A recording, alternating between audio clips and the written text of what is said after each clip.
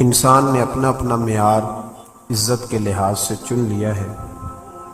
کچھ لوگ یہ سمجھنے لگے ہیں کہ شاید بہت زیادہ لوگ جس کو جانے وہ آدمی بڑا عزت والا ہوتا ہے، حالانکہ بدنام جو ہوں گے تو کیا نام نہ ہو۔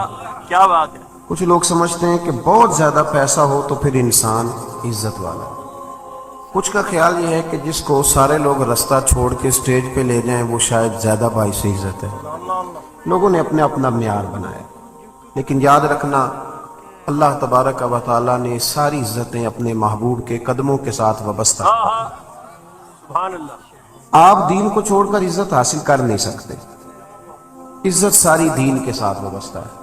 میری بات پہ توجہ کریں آپ حضرات، اور تھوڑی دیر آپ بات کو سمجھیں گے۔ میں اتنی دیر بات کروں گا جتنی دیر محسوس کروں گا کہ آپ میری بات کو سمجھ رہے ہیں۔ سبحان اللہ۔ یہ کوئی پابندی نہیں ہے کہ اس کو بات کو بڑا کھینچ کے کرنا ہے۔ اعلیٰ حضرت رحمۃ اللہ نے لکھا ہے جس نے لوگوں کا وقت ضائع کیا اس نے بھی حساب دینا ہے۔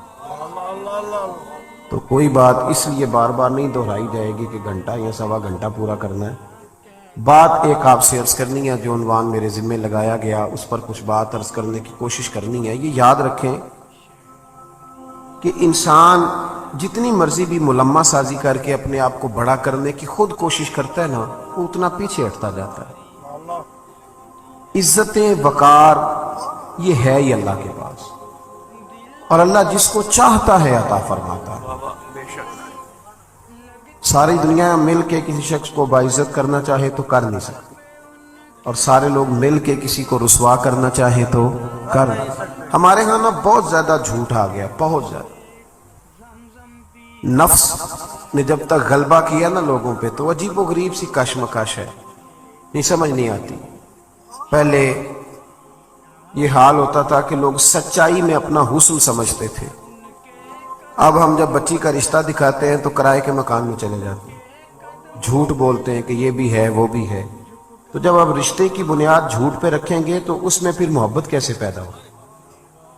صرف مسئلہ یہ نہیں ہے کہ لڑکے والے لالچی ہیں، مسئلہ یہ ہے کہ لڑکی والے لالچ دے رہے ہیں۔ تو جھوٹ کے سہارے لوگ عزت حاصل کرنے کی کوشش کرتے ہیں۔ ابھی میں محفل میں آیا تھا تو ہمارے نقیب نے آپ کو یہ دعوت دی بھائی نے کہ آپ اٹھ کے استقبال کریں۔ میری یہ رائے ہوتی ہے، میری یہ رائے ہے کہ اٹھ جانا ہی تو خالی ادب کا نام نہیں نا جی۔ جو دل سے ادب کرتا ہے وہ نہ بھی اٹھے تو پھر بھی ادب والا ہی ہے۔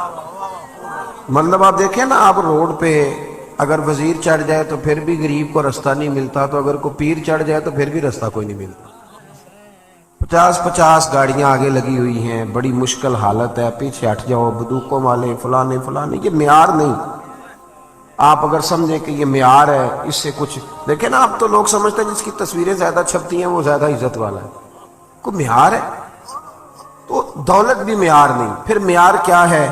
اللہ کریم نے قرآن مجید میں فرمایا، اے میرے محبوب کے غلاموں، اگر تم اپنے رب سے محبت کرنا چاہتے ہو نا تو پھر میرے نبی کی غلامی کرو، اور تمہیں ملے گا کیا؟ قل ان کنتم تحبون اللہ، محبوب ان سے فرما دیجیے اگر یہ اللہ سے محبت کرنا چاہتے ہیں تو فاتبعونی، ان سے کہیے آپ کی غلامی کریں۔ عزت کتنی ملے گی؟ یحببکم اللہ، واہ واہ واہ۔ اللہ خود ان سے محبت فرمائے گا۔ اللہ کرے آپ کو سمجھ آئے میری بات ہے۔ لفظوں پہ غور فرمایا کریں، قرآن مجید کی آیت ہے یحببکم اللہ، اللہ خود ان سے محبت کرے گا۔ جس سے وزیر اعظم محبت کرے اس کا کیا حال ہوتا ہے؟ ایم این اے اور ایم پی اے صاحب محبت کریں تو وہ آدمی تو بیچارہ سیدھا کھڑا بھی نہیں ہو سکتا، اتنا بھاگتا دوڑتا ہے۔ تو میں نہیں پتا کہ ہماری پارٹی کی حکومت ہے، تو بتلاؤ نا میرے بھائی، جس سے اللہ محبت کرے۔ سبحان اللہ۔ کیا بات۔ اپنا معیار یہ سمجھ لیں کہ سچ میں معیار ہے۔ وہ ہمارے ہاں نا لوگ یہ سمجھنے لگے ہیں کہ اچھے اخلاق والا وہ ہوتا ہے جو میٹھا بولتا ہے۔ تو میں کہتا ہوں میٹھا تو لوگ مطلب کے لیے بھی بولتے ہیں۔ میٹھا فقط اخلاق میٹھا بولنے کا نام تو نہیں نا میرے بھائی۔ وہ جو سیل مین کپڑا بیچتا ہے نا دکان پہ، اس کی ڈیوٹی ہوتی ہے کہ گاہک جتنا مرضی کڑوا ہو تو انہیں میٹھا ہی بولنا ہے، اور جو مالک لفظ کہتا ہے وہ بڑے شاندار ہے، وہ کہتا ہے اس کے سامنے نہیں کڑوا بولنا، یعنی بعد میں جو مرضی کرتے رہنا۔ تو یہ اخلاق تو نہیں نا کہ آپ اپنا کام نکالنے کے لیے گدھے سے بھی دوستی کر لیں، کہے میں بڑا با اخلاق ہوں۔ اخلاق تو سچ بولنے کا نام، اخلاق تو پورا تولنے کا نام۔ اور سن لیں اخلاق تو مخلص ہونے کا نام. میری بات پہ توجہ کرنا. اخلاق کا بہت بڑا جز جو میرے نبی کریم نے بیان فرمایا، اخلاق کا بہت بڑا جز وہ یہ ہے کہ جو اللہ نے آپ کو دیا ہے نا، آپ اس پہ راضی ہو جائیں، اللہ عزت عطا کر دے گا. دو لفظوں میں نبی پاک علیہ السلام نے بات کو سمیٹا. ایک صحابی نے کہا تو حضور عزت کیا ہے؟ فرمایا جو رب نے تجھے دیا اس پہ راضی ہو جا تو عزت دار ہو جائے گا. عرض کی حضور ذلت کیا ہے؟ فرمایا لالچ نہ کرنا ورنہ ذلیل ہو جائے گا. یہاں اس قدر زیادہ لالچ ہے، اس قدر زیادہ لالچ کہ دین جو خالص جو دین اللہ رسول کو راضی کرنے کا نام تھا، آخرت کی فکر کرنے کا نام تھا، وہاں بھی دیہڑیاں لگتی ہیں، وہاں بھی معیار بن گیا ہے. میں کہا کرتا ہوں کہ اور بڑے کام تھے، دھوکہ دے کے بندہ اور کسی طریقے سے کمائی کر لیتا کہ اللہ رسول کا نام ہی رہ گیا تھا کمائی کرنے. اسی نام پہ اب کمائی کرنی تھی، اب یہی کام باقی رہ گیا. بھائی عزت دیکھیں نا، کچھ لوگ سمجھتے ہیں کپڑوں میں عزت ہے. وہ ایک درویش نے مثال لکھی ہے. اس نے کہا کہ ایک آدمی نے نا اپنے بہت سارے دوستوں کو اپنے بیٹے کے ولیمے کی دعوت پہ بلایا تھا. تو آپ کو پتہ ہے اب جب تک آپ نے کپڑے زبردست نہ پہنے ہوں تو تب بھی مارکیٹ میں کوئی ریٹ نہیں ہوتا. یہ بھی بہت بڑا معیار ہے. اب اس نے دعوت پکائی، سارے لوگوں کو بلایا. تو ایک دوست اس کا تھا بڑا مالدار، اس کی ورکشاپ تھی. تو وہ بیچارہ گھر نہیں گیا بلکہ ورکشاپ سے ہی ولیمے پہ آ گیا. کپڑے میلے کچالے تھے. تو وہ جو باہر کھڑا تھا نا باڈی گارڈ، اس نے کہا تو کدھر؟ اس نے کہا میرا بھی یار ہے، اس نے بلایا. اس نے کہا میرے مالک کے تو سارے تگڑے تگڑے یار ہیں، تیری طرح کا تو اس کا کوئی یار ہے ہی نہیں، تو چھٹی کر. اس نے کہا نہیں میرے پاس دعوت آئی تھی، یہ تو بس میں ورکشاپ سے آ گیا ہوں، گھر نہیں گیا. اس نے کہا نہیں میاں یہ کوئی معیار نہیں، تیری حالت ہی کوئی نہیں. آپ کو پتا ہے نا آج کل بندے کی قدر نہیں، اس کی جیب کی قدر ہے. محفل میلاد میں بھی آپ 1.5 لاکھ روپے آپ کو سٹیج پہ بٹھایا جائے گا. ہاں جس کے ہاتھوں میں نوٹوں کی دتی ہوتی ہے، سارے نعت خانوں کو اس کا نام یاد ہوتا ہے، اس کی نظر شیر بھی کیے جاتے ہیں. جس کے پاس پیسے نہیں ہوتے وہ تو بیچارہ پیچھے چھپ کے بیٹھا ہوتا ہے. اچھا اس کو تو عاشق رسول بھی کوئی نہیں مانتا. اب تو عشق بھی نوٹوں پہ بکنے لگا ہے کہ جتنے پیسے اونچے اچھالے گا اتنا بڑا عاشق رسول ہوگا. کیا تماشا عجیب بنا لیا لوگوں.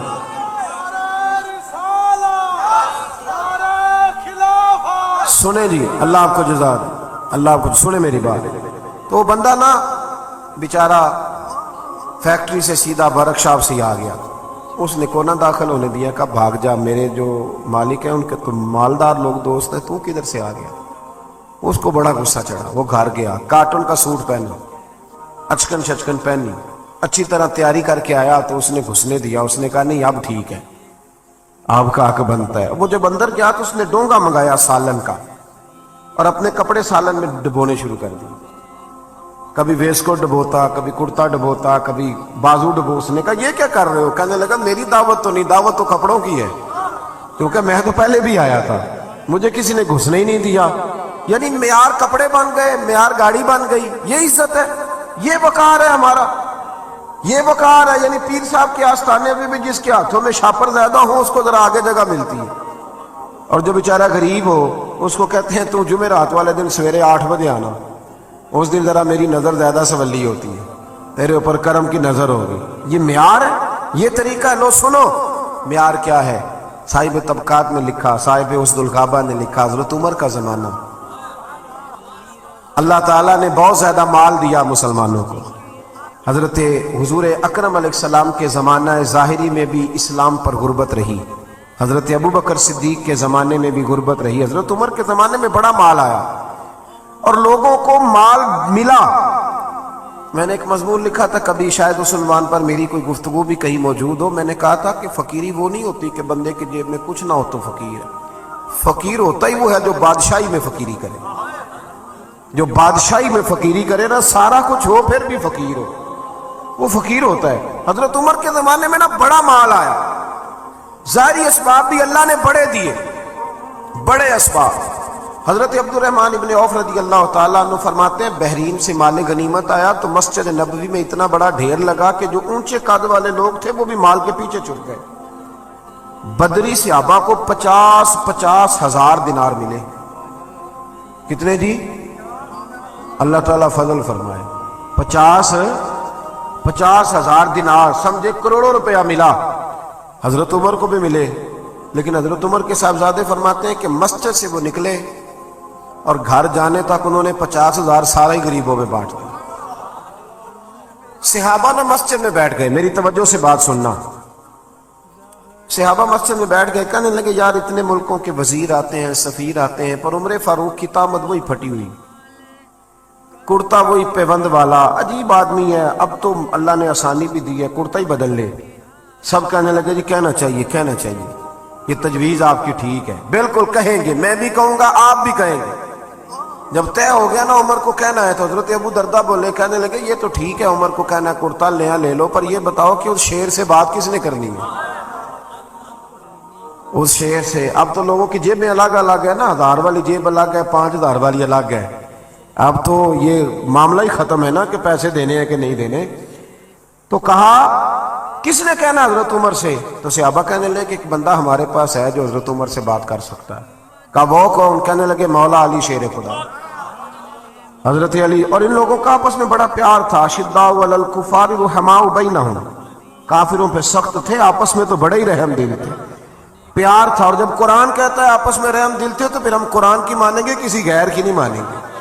तो कुरान ने कह दिया आपस में रहम दिल थे, तो फिर किसी और से हमें तफसील लेने की कोई जरूरत नहीं है। हजरत अली से कहा तो मौला अली शेर खुदा कहने लगे बात तुम्हारी ठीक है, कुर्ता उमर को नया पहनना चाहिए, मैं भी इसी हक में हूं, पर मेरा वो सज्जन है, मैं उसकी तबीयत को जानता हूं, मुझे पता है ये बात मैं भी नहीं कर सकता उसके साथ, क्योंकि मैं जानता हूं। तो जनाब फिर कौन करेगा? तो हजरत उमर कहने लगे एक बंदा है, एक शख्सियत है, वो कहेंगे तो उमर मान जाएंगे। अब वो कौन? का उम्मुल मोमिनीन सैयदा आयशा सिद्दीका रदी अल्लाह ताला अन्हा, वो मोमिनों की माँ है, हर एक के लिए काबिल एहतराम है, वो कहेंगी तो उमर मान देंगे। जनाब उमर किसी की परवाह नहीं करते थे।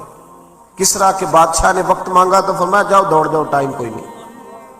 लेकिन सैयदा आयशा के पास लोगों ने जाके कहा कि ये बात है, उमर को कहना कुर्ता नया पहने। जब जाके कहा ना, अम्मा जी ने कहा उमर से बात कर लेते हैं, बुलाओ ना जरा उमर को। हजरत उमर को पैगाम गया तो दौड़े हुए आए, पर्दे के पीछे अत्ताहियात में बैठ गए, आंखों में आंसू। अम्मा जी मैंने देर तो नहीं कर दी? अम्मा जी मैंने कोई हुक्म मानने में देर तो नहीं की? क्या नहीं नहीं, वक्त पे आ गए हो। अम्मा जी क्या हुक्म था? जनाब फारूक आजम रदी अल्लाह ताला अन्हु के पूछने पर सैयदा फरमाने लगी अब तो कई मुल्कों के वजीर सफीर आते और अल्लाह ने आसानी भी दे दी है, तो उमर कुर्ता बदल ही ले, सब लोगों की ख्वाहिश है। जब सैयदा ने कहा तो फरमाती है मैंने पूरी बात उमर को समझाई, पर कुर्बान जाऊं फारूक आजम रदी अल्लाह ताला सुनते रहे। जब मैं खामोश हुई तो कहा अम्मा जी मुझे भी इजाजत है एक जुमला कहने की? कहा उमर इजाजत है। तो जनाब उमर रो पड़े, कहने लगे मेरे लिए जरूरी है आपकी बात मानना, आप जैसे कहेंगी मैं मान लूंगा, पर मुझे उसी तरह के कुर्ते पहनाइएगा जिस तरह के मैं रसूल पाक के दौर में पहना करता, और मैं उन्हीं तरीकों पे चलना चाहता हूं जिन पे अबू बकर सिद्दीक चले। अम्मा जी मैं समझता हूं कि मेरी इज्जत कुर्ते में नहीं, मेरी इज्जत तो मोहम्मद अरबी की गुलामी में है, आप मेहरबानी फरमाएं। कहती हैं वो जनाब उमर की बात मेरा कलेजा चीर गई और मैंने रोना शुरू कर दिया।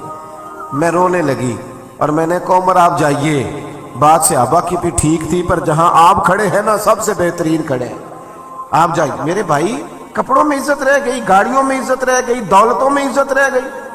और मेरे भाई दौलत में बड़ी इज्जत होती तो सबसे ज्यादा दौलत सैयदा फातिमा ज़हरा के घर में पड़ी होती। अगर माल बड़ा शानदार होता ना, बड़ा जरूरी होता, तो सबसे ज्यादा इमाम हसन और हुसैन की तिजोरियों में होता। लेकिन मेरे नबी ने तो हाथ उठा के दुआ मांगी कि अल्लाह मेरे अहले बैत को जरूरत के मुताबिक रोजी देना। जदों दिन हशर दे सवाल होणगे, हम भी साडे आमिना दे लाल होणगे। जदों दिन हशर दे सवाल होणगे, हम भी साडे आमिना दे लाल होणगे। जन्नतां नूं जावेगी सवारी आप दी, ਜੰਨਤਾਂ ਨੂੰ ਜਾਵੇਗੀ ਸਵਾਰੀ ਆਪ ਦੀ, ਅੱਗੇ ਅੱਗੇ ਹਜ਼ਰਤ ਬਿਲਾਲ ਹੋਣਗੇ, ਅੱਗੇ ਅੱਗੇ ਹਜ਼ਰਤ ਬਿਲਾਲ ਹੋਣਗੇ, ਹਾਮੀ ਸਾਡੇ ਆਮਿਨਾ ਦੇ ਲਾਲ ਹੋਣਗੇ। ਸਾਨੂੰ ਬਖਸ਼ਵਾਨ ਲਈ ਖੁਦਾ ਦੇ ਸਾਹਮਣੇ, ਸਾਨੂੰ ਬਖਸ਼ਵਾਨ ਲਈ ਖੁਦਾ ਦੇ ਸਾਹਮਣੇ, ਸੈਯਦਾ ਦੇ ਸੋਨੇ ਸੋਲੇ ਬਾਲ ਹੋਣਗੇ, ਸੈਯਦਾ ਦੇ ਸੋਨੇ ਸੋਲੇ ਬਾਲ ਹੋਣਗੇ, ਹਾਮੀ ਸਾਡੇ ਆਮਿਨਾ ਦੇ ਲਾਲ ਹੋਣਗੇ।